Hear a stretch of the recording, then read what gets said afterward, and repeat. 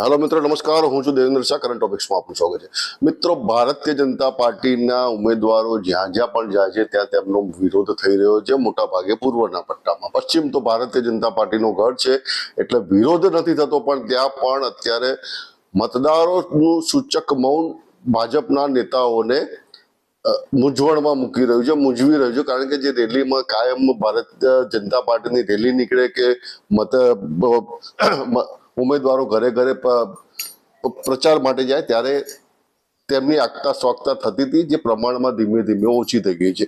પરંતુ પૂર્વના પટ્ટામાં જે પ્રમાણે થઈ રહ્યું છે તેને ડેમેજ કંટ્રોલ કરવા માટે ભારતીય જનતા પાર્ટીએ શહેર પ્રમુખ પ્રેરકભાઈ શાહ અને પૂર્વ ધારાસભ્ય અને પૂર્વ શહેર પ્રમુખ રાકેશભાઈ શાહને જવાબદારી સોંપી હોવાનું કહેવામાં આવે છે.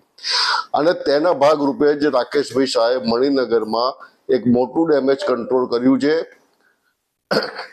છે તેવી હકીકત બહાર આવી છે.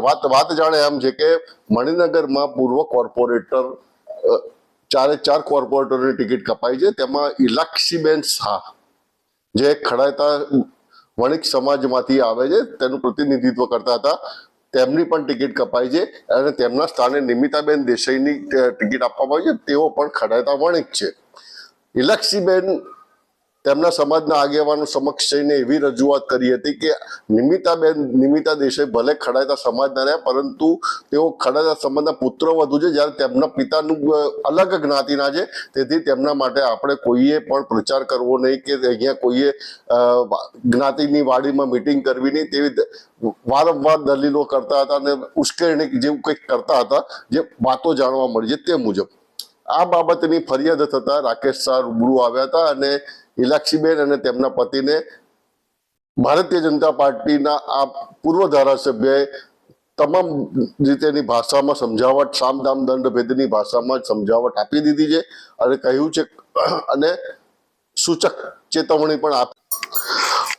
ચર્ચા તો એટલે સુધી થઈ રહી છે કે નિમિતાબેન દેસાઈએ ફરિયાદ કરી હતી કે ઇલાક્ષીબેન શાહ પ્રચારમાં નથી આવતા, ત્યારે પ્રેરક શાહ અને દર્શક ઠાકરે તેમને ફોન લગાવ્યો હતો, ત્યારે તેમણે પ્રચાર નહીં કરવું એમ કહીને ફોન પણ કાપી નાખ્યો હતો.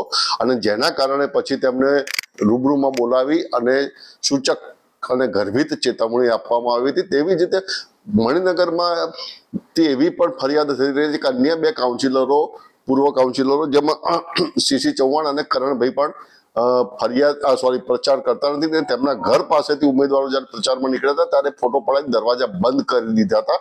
આ જોને તોની વાત છે, પરંતુ આ ચર્ચા પણ પ્રબળ બની છે અને પાર્ટી તેમની સામે પણ આજ નહીં તો કાલે એક્શન લેશે તે બાબત નિશ્ચિત માનવામાં આવે છે.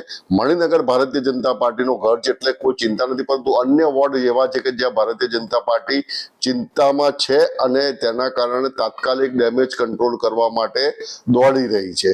આશા છે આ વિડીયો આપને પસંદ આવ્યો હશે. જય ભારત, જય હિન્દ, જય ગરવી ગુજરાત.